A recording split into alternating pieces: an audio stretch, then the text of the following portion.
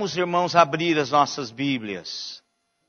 Segunda carta de Paulo a Timóteo, capítulo 1, do verso 1 ao verso 14.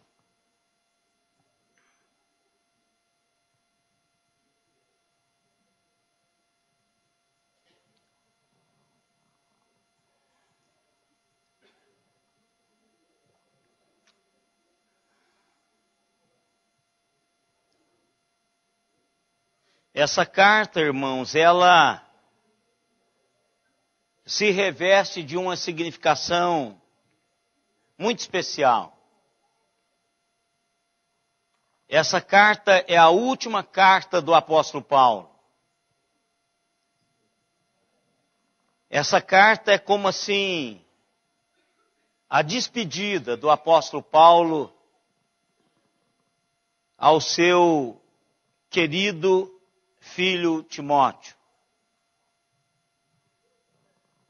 E por isso essa carta traz ensinamentos preciosos, como que resumindo toda a realidade pastoral de Paulo ao seu querido filho. Então, ao lermos esses 14 versículos, eu queria que você estivesse tendo essa visão no coração. É a última carta do apóstolo. Ele está preso e pouco depois que ele enviou essa carta e que escreveu essa carta, ele foi executado. Então ele quer deixar esse último recado ao jovem pastor Timóteo. Eu queria pensar um pouquinho com os irmãos sobre essa introdução dessa carta. Vamos fazer essa leitura alternadamente, mesmo assentados. Paulo, apóstolo de Cristo Jesus, pela vontade de Deus, de conformidade com a promessa da vida que está em Cristo Jesus,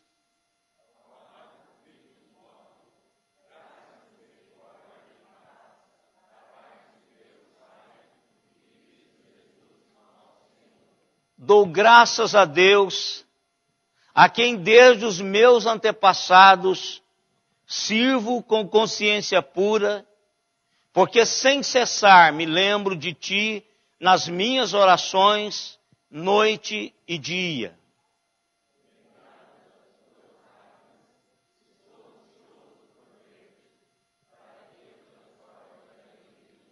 Pela recordação que guardo da tua fé sem fingimento, a mesma que primeiramente habitou em tua avó Lóide, em tua mãe Eunice, e estou certo de que também em ti.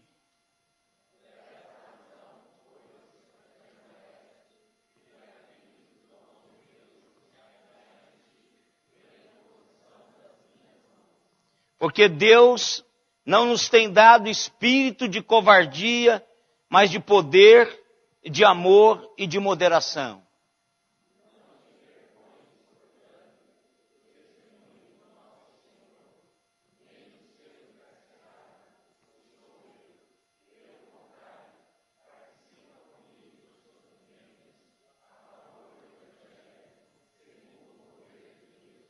Que nos salvou e nos chamou com santa vocação, não segundo as nossas obras, mas conforme a sua própria determinação e graça que nos foi dada em Cristo Jesus antes dos tempos eternos.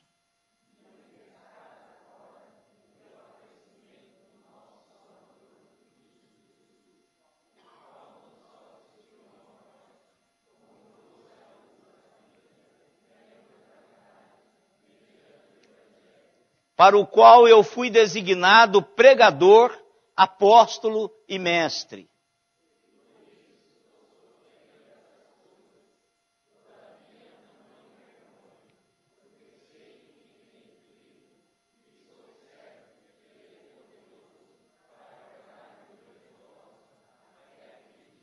Mantém o padrão das sãs doutrinas, ou das sãs palavras, que de mim ouviste, com fé e com amor que está em Cristo Jesus.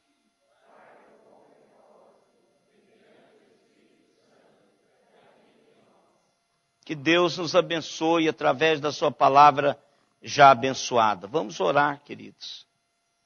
Pai amado, graças te damos mais uma vez pela tua bendita presença entre nós. E é com temor e tremor, ó Deus, que nós paramos tudo para ouvirmos a tua voz. E nós queremos ouvi-la, Senhor. Nós queremos aprender do Senhor nessa noite. Nós queremos, ó Pai, que o teu Espírito Santo, o autor desse texto sagrado, por intermédio do teu servo no passado, que esta palavra seja uma realidade em nossas vidas e que possamos aprender do Senhor nessa noite através dela. Nós queremos, ó Pai, sair daqui em plena convicção de que o Senhor falou conosco, de que o Senhor nos desafiou, de que o Senhor tem um propósito fantástico para a vida de cada um que aqui está. Que o Senhor tem um propósito fantástico para esta comunidade. Que o Senhor tem um propósito fantástico para a tua igreja no mundo.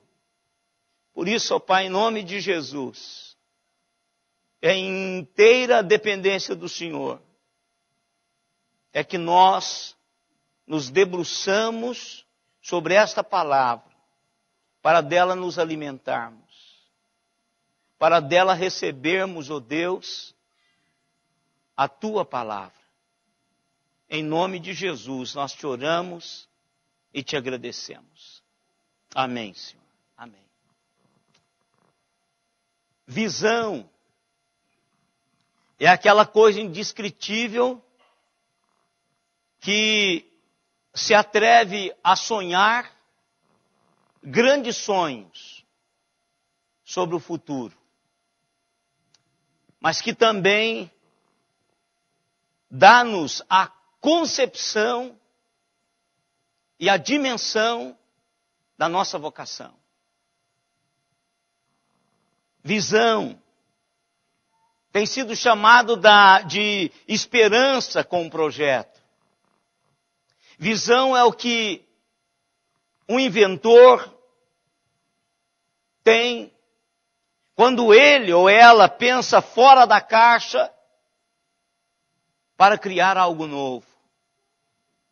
Visão tem uma maneira de ignorar os seus críticos e de perseguir o seu sonho, independentemente de quantas pessoas dizem que não pode ser feito e que não vai dar certo. Considere o seguinte memorando da Western Union em 1876. O telefone é inconveniente demais para ser seriamente considerado um meio de comunicação. 1876. Ou a empresa gravadora Decca, quando recusou assinar em 1962 com os Beatles, que diz o seguinte: nós não gostamos do som deles e música de guitarra é algo que está fadado à falência. Visão tem uma maneira de ignorar aqueles que dizem que não pode ser feito e o faz de qualquer maneira. No entanto, visão, nós às vezes, em momentos que nós a deixamos desvanecer. E quando a nossa visão desvanece, nós não só perdemos o rumo, a motivação para fazer aquilo que fomos chamados para fazer, mas nós começamos a desacreditar de tudo que possa ser feito, até pelos outros. A chama da nossa visão começa a apagar. A paixão começa a abrandar. O calor começa a esfriar. Isso é o que estava acontecendo com Timóteo. O jovem aprendiz do apóstolo Paulo foi enviado a Éfeso, uma igreja dificílima, uma igreja que não só era difícil por si mesma, mas era uma igreja difícil pelo ambiente na qual ela estava inserida. E essa igreja estava atravessando por momentos difíceis. Timóteo foi enviado como jovem pastor para abençoar essa comunidade. Mas, quando Timóteo chegou lá, ele deparou-se com uma equipe de liderança mais velha do que ele. E eles não davam muito papo para ele. A sua juventude era a barreira daquilo que Deus queria fazer na sua vida e na vida da igreja. E para piorar a situação, Timóteo era reservado, introspectivo, tímido. E ele tinha tendência de evitar confrontos. Como é que sabemos disso? Pelas duas cartas de Paulo. Por aquilo que Paulo prioriza ao ensinar o seu querido filho acerca do ministério. E o estresse, irmãos, da sua atribuição ministerial estava afetando a sua saúde. E como ele começou a adoecer, a ter um problema de estômago, ele, nesse tempo, também começou a ficar preocupado com o apóstolo Paulo. Paulo fora preso pelo governo romano e tudo que estava acontecendo estava sinalizando para que o apóstolo Paulo tivesse um final dramático. E isso estava atrapalhando a vida de Timóteo. Aquele entusiasmo, quando ele se candidatou para se fazer parte do ministério de Paulo, alguns anos antes. Aquela vibração, com a saúde debilitada, com o seu desânimo com a igreja de Éfeso, com a direção da igreja, com a própria igreja, e o seu medo, o seu temor pelo que poderia acontecer com o apóstolo Paulo, a sua visão e a sua concepção de vocação estava desvanecendo. Timóteo precisava de sua visão renovada. Porque se ele tivesse a sua visão renovada, ele traria de novo a sua vocação e daria a ela a dimensão que Deus quis dar quando o vocacionou. Timóteo agora está recebendo essa carta. Paulo está preocupado com Timóteo. E Paulo escreve essa carta antes da sua execução. Como a última palavra ao seu querido filho, que agora está pastoreando a igreja difícil, e Paulo quis passar para Timóteo aquilo que refletia a sua caminhada como pastor, a sua visão, e aquilo que alimentara a sua vocação e o seu ministério. E serve também para mim e para você essa carta para desafiar-nos a renovar a nossa visão, para que a nossa vocação seja tão clara que possamos fazer exatamente aquilo que Deus quer que façamos, para o qual nós fomos chamados. E Paulo começa, irmãos, a dar a Timóteo, e essa maneira como Paulo escreve é uma maneira gostosa, como que qualquer pastor que está começando vale a pena olhar para essa carta como se fosse uma carta dirigida pessoalmente para si. Paulo autentica o seu chamado, a sua vocação, seu apostolado. Paulo dá a Timóteo algo que ele possa segurar, dizendo: você tem aprendido de alguém que tem aprendido de Deus, de alguém que tem vivido até agora, refletindo essa realidade no dia a dia. E Paulo dá essa realidade para Timóteo e puxa Timóteo para si. Embora Paulo não precisava fazer isso, porque o relacionamento de Paulo antes e durante o aprendizado de Timóteo, e após Timóteo ser ordenado e abençoado como pastor, Paulo já dava a Timóteo todo o conhecimento de que ele era um filho amado. Mas Paulo percebe que Timóteo precisa de algo mais. Como os nossos filhos têm certeza que são nossos filhos, mas às vezes você precisa puxá-lo para o colo, puxar para junto de você, dar-lhe um abraço. Ele sabe que é filho, ele tem certeza que é filho, mas em momentos difíceis, os nossos filhos, que sabem que são os nossos filhos, precisam de um abraço. E Paulo faz isso. Paulo faz isso dizendo assim: ao amado filho Timóteo, graça, misericórdia e paz da parte de Deus e de Cristo Jesus, o nosso, meu e seu Senhor. Aí Timóteo foi ler a carta com mais alegria. Timóteo não estava levando uma repreensão do seu tutor, a repreensão do seu pai espiritual, do seu pai pastor, que o pastoreou, que o fez crescer, que o ordenou, porque Paulo o ordenou a pastor.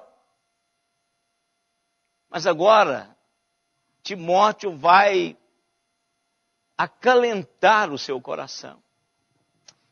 E a habilidade didática de Paulo é fantástica, irmãos. Paulo, antes de falar diretamente a Timóteo, Paulo fala de si mesmo. Paulo fala da sua visão. Paulo fala da sua vocação. Paulo fala sobre aquilo que ele renovou continuamente na sua vida, e por isso ele está onde está, com a expectativa que está, porque está chegando os seus dias de encontrar com o Senhor, aquele que o chamou para desempenhar o papel que ele desempenhara até agora. E isso é uma didática fantástica. É muito mais fácil ouvirmos alguém quando se inclui na lição que é dada-nos, do que quando ele aponta o dedo e diz: vocês, você. Paulo sabe que essa didática de pegar esse menino jovem, que não pode ser queimado, que não pode usar a úlcera já construída a partir do seu ministério, numa igreja difícil, ele não quer que esse menino perca a visão daquilo que Deus tem para a sua vida. E por isso que ele trabalha com carinho esse menino. E aí ele diz o seguinte, irmãos: dou graças a Deus. Paulo está dizendo para Timóteo: Timóteo, isso é um privilégio. Aonde nós estamos e o que fazemos é um privilégio, Timóteo. Eu dou graças a Deus, a quem desde os meus antepassados sirvo com consciência pura. Aqui tem um segredo exegético.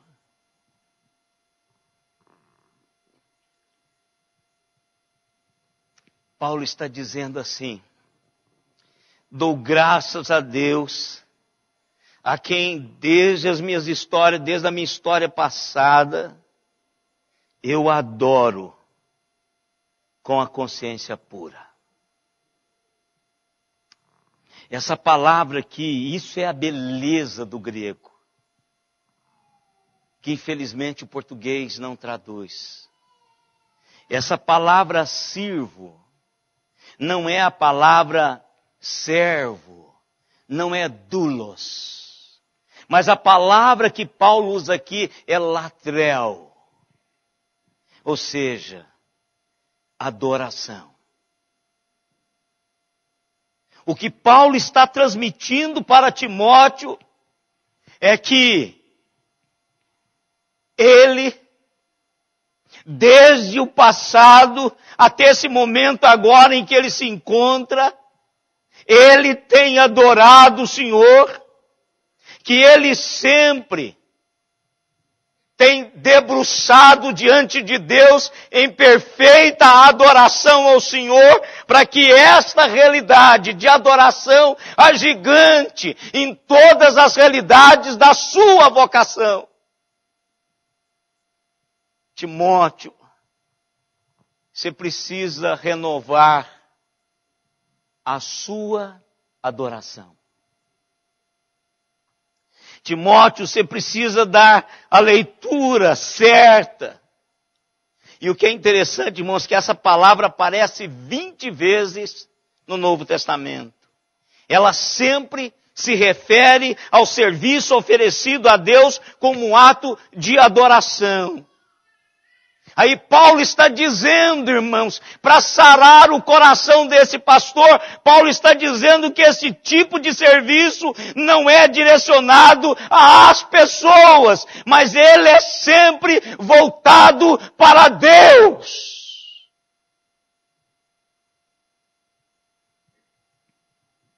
E a primeira realidade que Paulo está desafiando Timóteo a renovar é a visão de culto.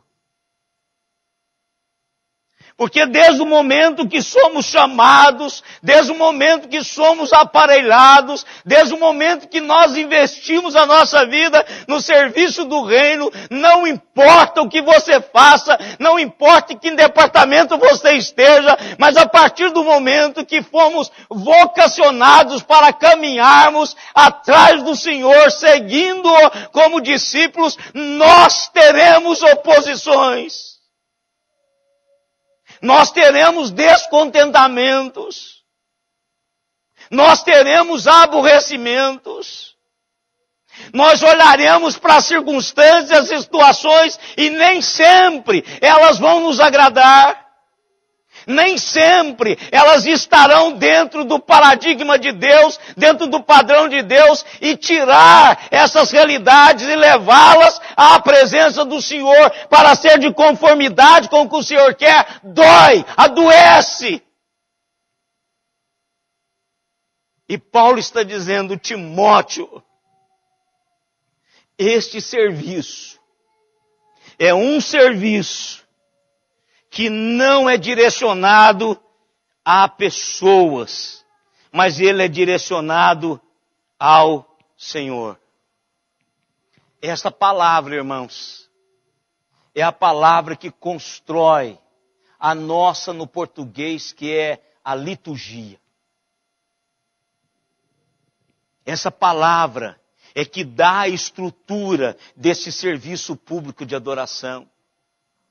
Quando falamos culto de adoração, nós estamos pegando essa palavra como raiz para construir esse ato cultico, público, do povo de Deus em direção ao Senhor. O que Paulo está dizendo é, Timóteo, quando eu olho para trás, para a minha vida toda, desde quando eu encontrei com Jesus, a minha vida tem sido um ato de adoração dirigido a Deus.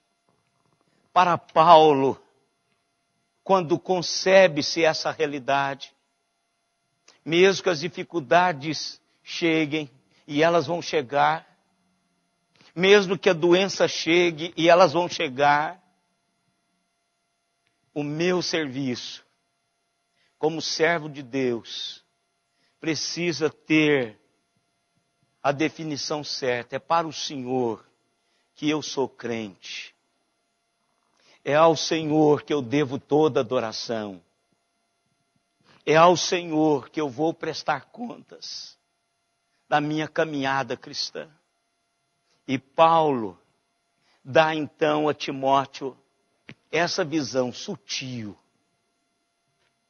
dizendo: Timóteo, olhando para trás, olhando por esses anos, e Paulo poderia acrescentar mais aqui: os meus açoites, as perseguições, as injúrias, as minhas cadeias que agora sofro. Ele toca nisso mais embaixo.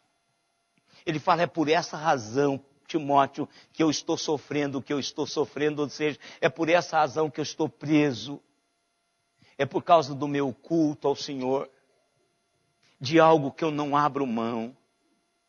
Não importa se as pessoas gostem, não importa se as pessoas vão com a minha cara, não importa se as pessoas gostem do meu vocabulário, mas o que você precisa entender, Timóteo, que este serviço de adoração tem só a ver com você, que você precisa ter uma consciência pura. Irmãos, Deus sabe quem somos. Não adianta eu ficar aqui querendo tapear o Senhor. Ele sabe todos os meus pensamentos. Ele sabe todas as minhas realidades interiores que vocês não sabem nenhuma delas. Aí Paulo diz: é isso, Timóteo, que faz um pastor.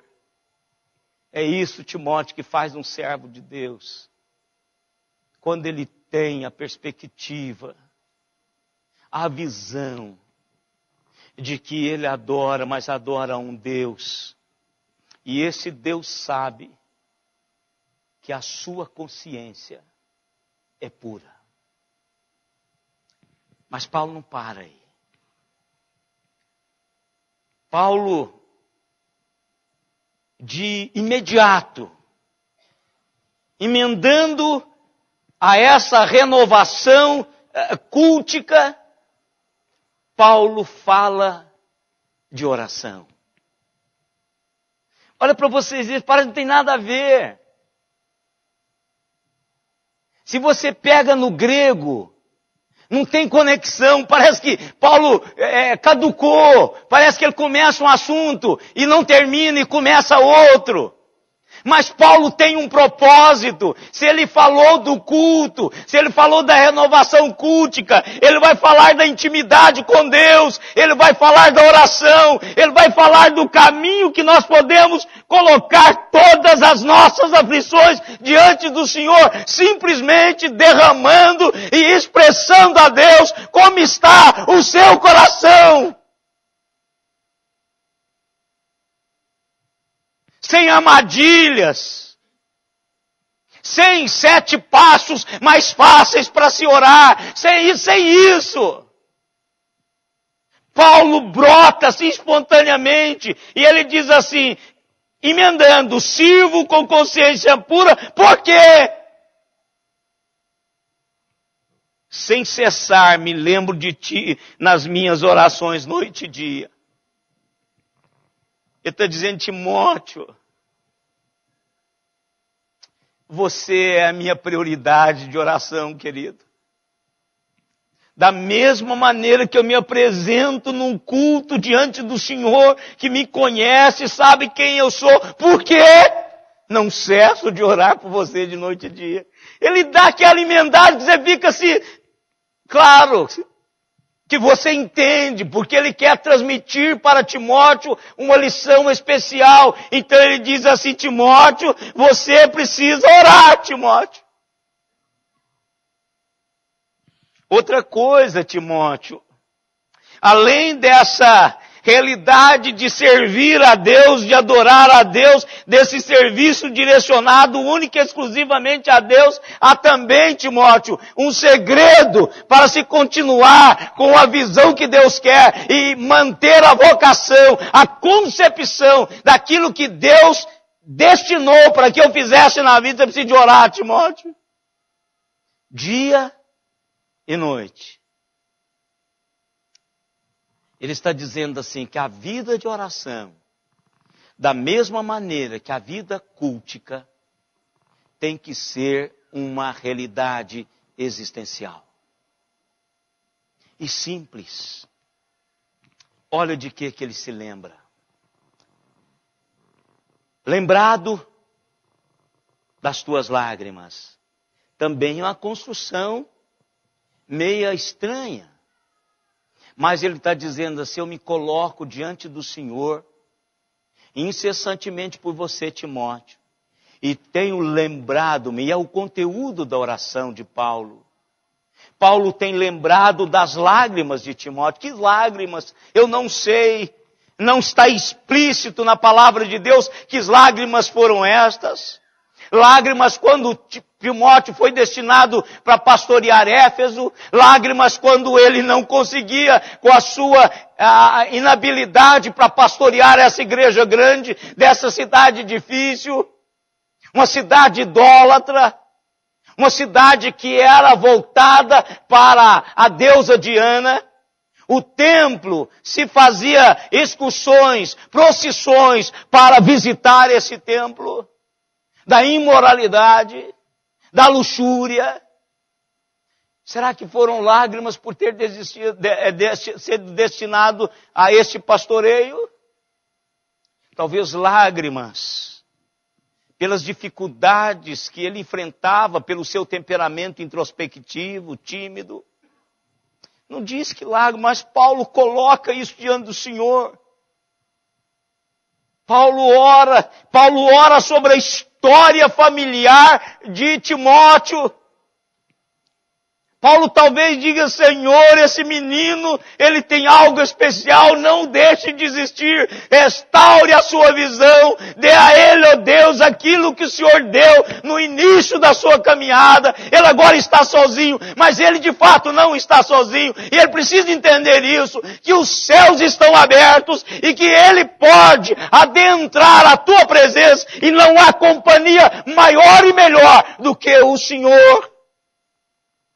Faça com que ele se lembre da sua família, que ele se lembre da sua avó, que ele se lembre da sua mãe, da fé sem fingimento, que eu acredito que essa fé sem fingimento é a que habita o seu coração. E Paulo diz, eu sei, Timóteo, que você é um menino valoroso, que você é crente. Olha que palavra gostosa para animar, irmãos. Eu sei, Timóteo, meu filho querido, que você é crente. Que coisa boa. Posso estar desanimado. Posso não estar com a mesma motivação que estava antes, mas recebo de uma pessoa do quilate de Paulo uma palavra. Eu sei que você é crente, Ezequiel. Você está desanimado, está doente, mas eu sei que você é crente. Ore. Exerça a sua fé. Ou seja, acredite que Deus pode fazer aquilo que Ele disse que faria através da sua vida. É isso que Paulo está dizendo para Timóteo. Renove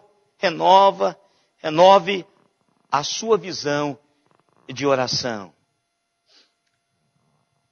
Paulo aqui, irmãos, diz assim, é tão simples. É tão simples. É o seu coração buscando o coração de Deus. Sem fingimento. Uma intimidade diária com Deus. Onde compartilhamos o nosso coração e Deus compartilha o seu conosco. É essa troca, essa coisa fantástica que a oração proporciona na vida dos seus servos. Mas Paulo não para. Paulo agora, depois de ter dado essa base, Paulo agora vai direto. Você entendeu, Timóteo? Que você precisa de uma renovação cultica. Você precisa de orar mais, Timóteo. Porque eu tenho orado todos os dias, dia e noite, por você, Timóteo. Timóteo, você tem pedigree, Timóteo. Timóteo, a fé, Timóteo, exercita esse negócio. Agora ele está prontinho para dizer, agora senta aí. O que ele faz? Por esta razão. Olha que coisa fantástica, essa didática do Espírito Santo orientando Timóteo via Paulo. Por essa razão, pois, eu te admoesto que revives o dom de Deus que há em ti pela imposição das minhas mãos. Ou seja, Timóteo, pare de resmungar e trabalhe. Deus lhe aparelhou com tudo quanto você precisava para fazer aquilo que Deus quer que seja feito. Agora você precisa atear fogo nisso que você já tem. Eu tenho a impressão assim, irmãos, que Timóteo, jovem, diante do peso ministerial, que não é fácil, não é fácil. Não é fácil hoje, com tanta facilidade que nós temos, com tanta abertura que nós temos. Imagine naquela época, numa cidade extremamente idólatra, numa igreja que não acreditava muito nele por causa da sua juventude. Não é fácil. Eu imagino que Timóteo estava perdendo a lenha do fogão. Fogueira todo mundo sabe. Se você deixar queimando, queimando, queimando, queimando, e não colocar mais lenha nova, vai dar em brasa, e o final da brasa é carvão, ou cinza. O que Paulo está dizendo para Timóteo é o seguinte: reavive a chama do seu dom. Reavive a chama do seu dom. Faça queimar novamente. Brilhe com tanta intensidade quando foi naquela época que eu pus a minha mão sobre você e o ordenei. Eu sei que você tem um dom. E ele não diz qual o dom. Agora, irmãos, eu quero fazer uma pergunta. Qual a forma de alimentar a chama dos nossos dons espirituais? Qual é a forma? Usá-los. Usá-los. Paulo está dizendo, Timóteo, agora é o momento de você usar aquilo que Deus já te deu. É a forma, irmãos, de deixarmos Deus usar todo o potencial das nossas vidas. E como, irmãos, essas recomendações a Timóteo têm sido recomendações contemporâneas para mim e para você. Quantas vezes, irmãos, perdemos a visão? Quantas vezes já não lembramos mais o que estamos fazendo aqui em termos espirituais?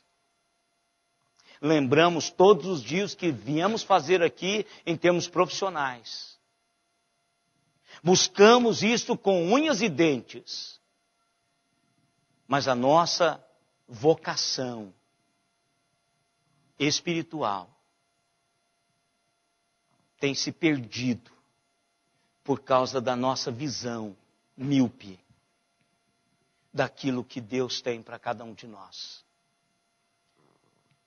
Aqui nós aprendemos, irmãos, que Paulo sabe que Timóteo tem algumas deficiências, pelo seu temperamento, pela sua enfermidade.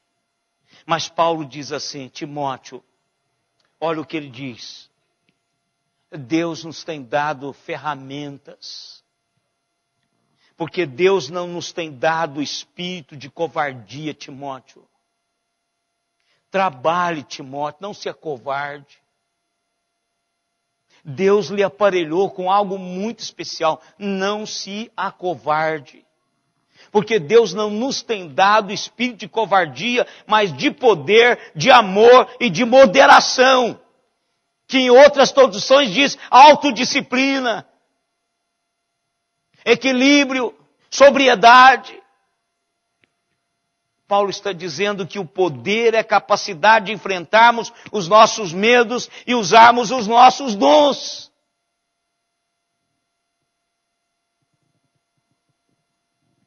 Eu desci aqui, a Lucinha pegou na minha mão e diz assim: o senhor está com medo? O senhor está nervoso?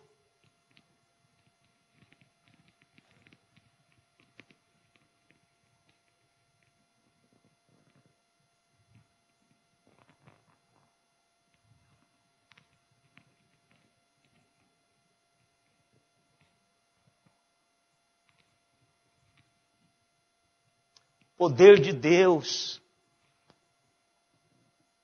nos capacita a enfrentar os nossos medos.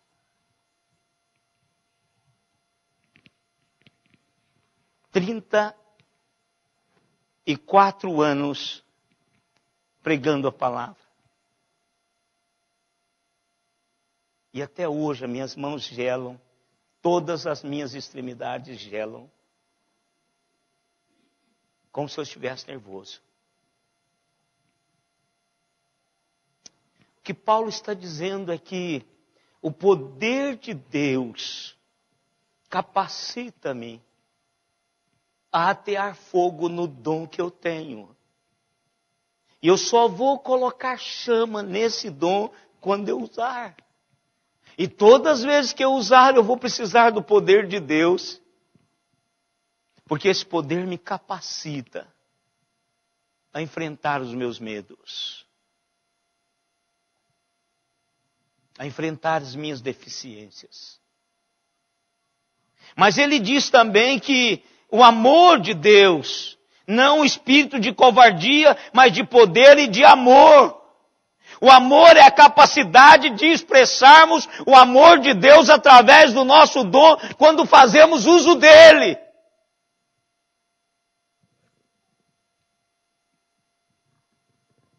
Qualquer dom, em resumo, é para expressar o amor de Deus por mim e pelos outros. Mas ele diz também que nós recebemos o espírito de moderação, autodisciplina, sobriedade. É a coragem de ir em frente, mesmo quando estivermos tímidos e medrosos. Mesmo quando se levanta a oposição. Mesmo quando as pessoas dizem que não pode ser feito, que aquilo não vai dar certo. Com sobriedade, moderação, você se levanta e faz.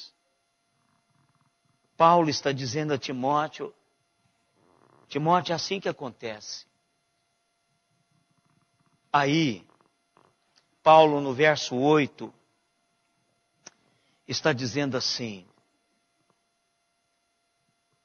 renove a sua visão de testemunho. Não te envergonhes do testemunho do nosso Senhor Jesus Cristo, nem do seu encarcerado que sou eu.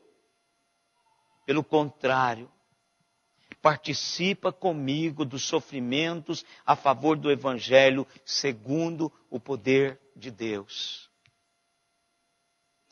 Irmãos, quantas vezes nós nos envergonhamos de quem somos em Cristo Jesus. Nós não compartilhamos porque nos envergonhamos. E quando nós nos envergonhamos, daquilo que somos em Cristo Jesus. Nós estamos nos envergonhando de Jesus. Paulo está dizendo para Timóteo: Timóteo, levante a sua cabeça e não se envergonhe disto. Porque nós somos salvos, nós somos redimidos para uma santa vocação, num trabalhar soberano e poderoso desse Deus na minha e na sua vida. Você sabe disso. E este poder é o poder de transformação da vida das outras pessoas. Não adianta orarmos, não adianta adorarmos, não adianta compreendermos a realidade do nosso dom, se nós nos envergonharmos de testemunhar acerca dele. Contar para as pessoas. Ontem à noite eu falei, compartilhando aqui no momento com o Ministério de Casais, juntamente com o pastor Alexandre, eu disse, nós estamos tendo um privilégio, como igreja, de recebermos servos de Deus, trabalhado pela vida, abençoados pelo Deus dessa igreja, para vir e viajar e deixar os seus compromissos e vir compartilhar conosco a mensagem que Deus colocou no seu coração exclusivamente para nós. E nós temos deixado de convidar os nossos vizinhos. Eu fiquei pensando, irmãos, quando o pastor Al Baker terminou domingo retrasado, aliás, passado, a sua mensagem, eu disse, Deus, quantas pessoas não crentes, amigos, vizinhos dos crentes da minha igreja, que poderia ter ouvido essa mensagem hoje de manhã e ter sido tocado pelo poder do teu evangelho, mas não estão aqui porque não foram convidados.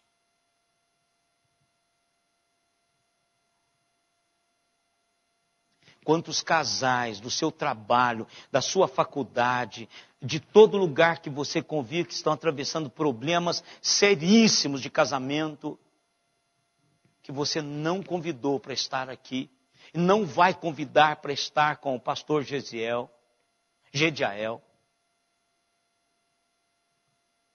Por quê? Vergonha do evangelho. Ah, não é isso não, pastor. É, no fundo é isso. Você não quer ser associado ao evangelho do Senhor Jesus Cristo. E Paulo diz, não me envergonhe desse evangelho, porque ele é o poder de Deus. Para quê? Para a salvação de todos os homens. Paulo está dizendo, Timóteo, renove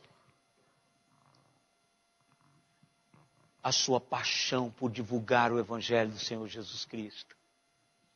Começa a contar, começa a dizer para as pessoas o que Deus está fazendo na sua igreja, o que Deus está fazendo na sua reunião de casais, o que Deus está fazendo nas suas reuniões de oração. Conte para Deus sobre o que Deus está fazendo conosco. Diga para as pessoas para darem uma oportunidade ao Senhor, para falar diretamente com eles, vindo aqui, trague-os.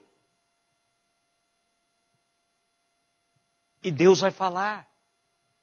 Compartilhe. Não importa o nível que você esteja intelectualmente ou financeiramente, mas compartilhe. Conte para as pessoas. Não se envergonhe do evangelho, nem daqueles que estão associados a ele. Quantas vezes, irmãos, nós somos pegos de surpresa quando alguém nos associa a algum pastor simples, a alguma pessoa simples. Não é a mesma igreja. Não é a mesma. Não. Olha, se ele prega o evangelho do Senhor Jesus Cristo, nós somos do mesmo time. Ah, mas ele fica lá na rua, não tem problema. Tem pessoas com esse dom de ficar na rua para mandar um punhado de gente para o inferno.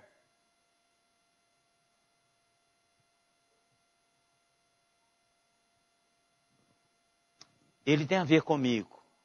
Se ele foi lavado no sangue do Cordeiro, remido no sangue do Cordeiro, se ele ama a palavra e prega essa palavra com inteireza de coração, ele tem a ver comigo.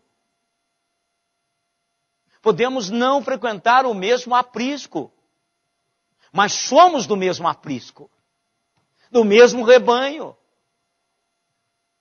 Não se envergonhe de associar-se àqueles que são fiéis ao Senhor. Não quero me associar com esses marreteiros, mas com homens fiéis, mulheres fiéis, eu quero me associar com eles. E Paulo está dizendo, não se envergonhe de mim, não se envergonhe do Senhor Jesus Cristo, não se envergonhe desse evangelho que transformou a sua vida, que lhe deu a perspectiva ministerial e de vida, propósito para a sua vida, Timóteo. Levante a sua cabeça. E para terminar, irmãos, o apóstolo Paulo dá uma beleza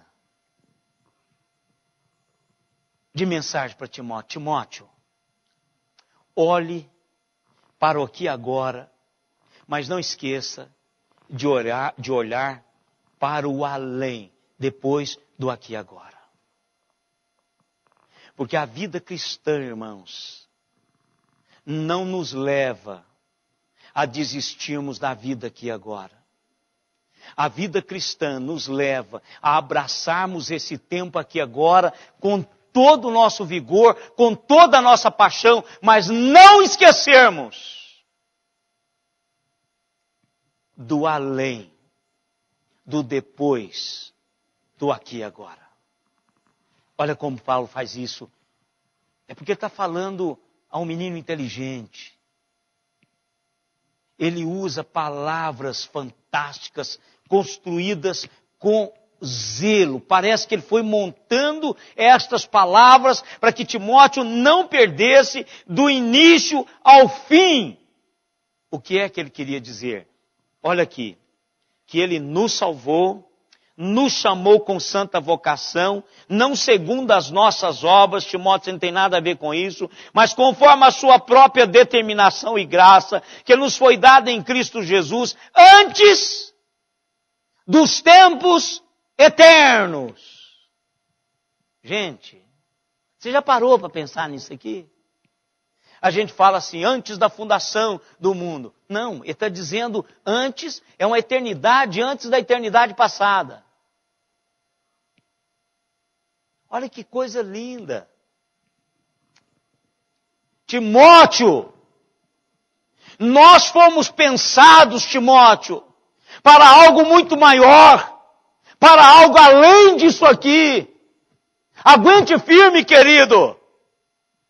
Levante a sua cabeça e exerça a sua vocação com a visão que Deus lhe dera. Ele continua. E manifestada agora pelo aparecimento do nosso Salvador Jesus Cristo, o qual não só destruiu a morte, como trouxe à luz a vida e a imortalidade mediante este evangelho que deve ser compartilhado.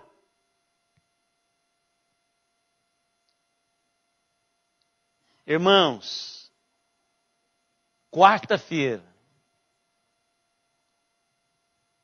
foi um dos momentos mais difíceis do meu pastorado. Eu já tive iguais. Momentos de celebrar, ministrar, participar de um culto, onde alguém jovem está indo embora. Eu disse para Simone, eu estou com vontade de não ir. Não estou bem. Ela diz, mas você é o pastor dele. Como é que você vai fazer? Na hora lá o Ricardo falou assim, pastor Ricardo, você vai falar alguma coisa? Cara, eu preciso falar. Ah, você é o pastor dele. O eco da que a Simone falou. Eu falei, meu irmão, então eu vou falar. Mas, irmãos, quando eu comecei, eu senti minhas pernas, eu falei, vou chorar aqui. Não olhei para a Andréia, não olhei para o pastor Germano, para o corpo do pastor Germano. Eu disse, esses momentos são momentos terríveis. Mas de uma hora para outra, o Espírito diz assim, diga o que vocês fazem como pastor. Aí eu engoli a emoção e diz assim, isso aqui é uma celebração. Parece um quadro de morte, mas não é. O que nós estamos fazendo aqui nesta noite é celebrando o que o pastor Germano pregou a vida toda. E isto aqui é uma celebração à vida. Porque em Cristo, irmãos, Ele trouxe à luz a imortalidade. Já estava. Mas Ele tornou evidente. Ele destruiu a morte e trouxe à luz a imortalidade. E este é o Evangelho do Senhor Jesus Cristo, que nós não devemos nos envergonhar dele. Paulo está dizendo assim, Timóteo, é aqui que você vai experimentar algo muito maior. Há uma imortalidade em jogo. Irmãos, se nós pensarmos todos os dias que formos para a empresa, que tomarmos um ônibus, que passarmos um tempo na fila com alguém e percebemos que ele ainda não tem Jesus, e se nós entendêssemos que a imortalidade daquela pessoa eterna com Deus depende daquele momento, você compartilha a fé. Você compartilha a fé. Você compartilha esse evangelho carregado de imortalidade, carregado de vida. E Paulo está dizendo, Timóteo, levanta a cabeça, camarada. E aí ele continua. Para o qual, o evangelho para o qual fui designado pregador, apóstolo e mestre. E por isso estou sofrendo estas coisas, todavia não me envergonho, porque sei em quem tenho crido e estou certo de que Ele é poderoso para guardar o meu depósito até aquele dia. Ou seja, eu estou fazendo a poupança e Ele vai guardar até aquele dia. E aí ele vira para Timóteo e diz assim, mantenha o padrão das sãs palavras, que de mim ouviste com fé e com amor que está em Cristo Jesus. Essas palavras, Timóteo, guarda o bom depósito mediante o Espírito Santo que habita em nós. Que coisa maravilhosa, irmãos. Paulo desafiando esse jovem pastor.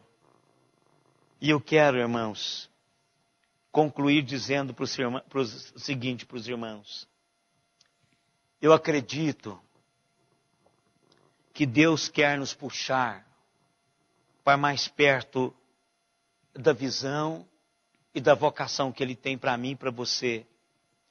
Deus quer uma igreja que renove todos os dias a sua adoração. Que renove todos os dias a sua vida de oração. Não um momento de oração, mas uma vida de oração. Que renove todo dia o seu serviço, colocando em prática aquilo que Deus tem lhe dado como habilitação para fazer aquilo que Ele quer. Que renove a divulgação, em outras palavras, a evangelização. Nós somos chamados, irmãos, para fazermos isso. A nossa visão para o culto é renovada quando nós adoramos. Não há renovação de adoração sem a adoração. A nossa visão sobre a oração é renovada quando nós oramos dia e noite. Quando a nossa vida é continuamente uma vida de oração. A nossa visão para o serviço é renovada quando nós usamos os nossos dons para servir. E enquanto servirmos, nós renovamos os nossos dons.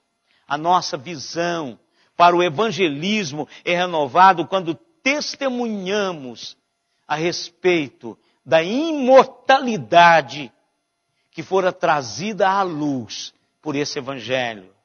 E a nossa visão do plano diretor pleno e completo de Deus é renovado quando realmente respondemos ao chamado de Deus para uma vida santa, em plena compreensão do aqui e do além daqui. Quando entendemos que o nosso Deus é um Deus que nos chama para vivermos plenamente o seu evangelho, aqui e agora, e desfrutar das resultantes deste evangelho plenamente, além, lá do outro lado. E isso vai acontecer quando nós concebermos a maravilha que é o evangelho do Senhor Jesus Cristo. Vamos cantar hino de número 115. Vamos colocar em pé e cantarmos este hino.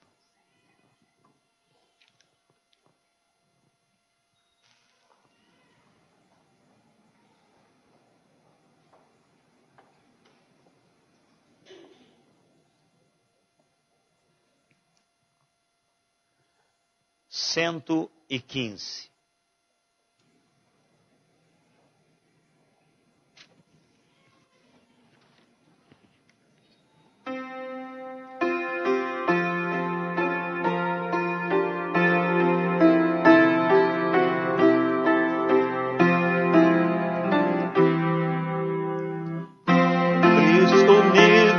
Na morte da cruz,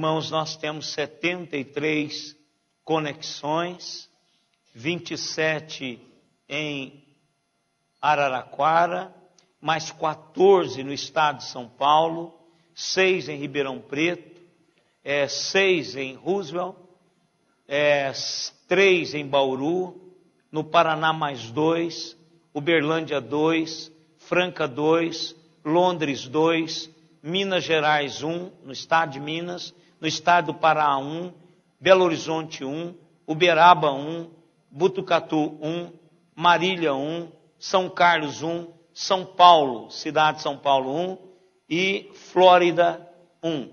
Nós recebemos do nosso irmão José Sena, está na cidade de Minas Gerais, e está ouvindo-nos lá, não tem igreja presbiteriana, então ele conecta-se à nossa igreja, está participando dos cultos, todas as transmissões. Ele mandou um e-mail que o Senhor possa usar o vaso que irá transmitir a sua palavra pela misericórdia do Senhor. Então que Deus abençoe, irmão Josué Sena. Manda um e-mail aí ao dizer para o irmão aonde o irmão está, que cidade, e a gente vai tentar mobilizar alguém para ir plantar a igreja aí. Né? Não tem igreja presbiteriana na cidade que ele mora, então projeto Paulo é para isso. Colocar a igreja presbiteriana aonde não tem igreja presbiteriana. Quem sabe a sua igreja vai ser abençoada por isso, a sua cidade.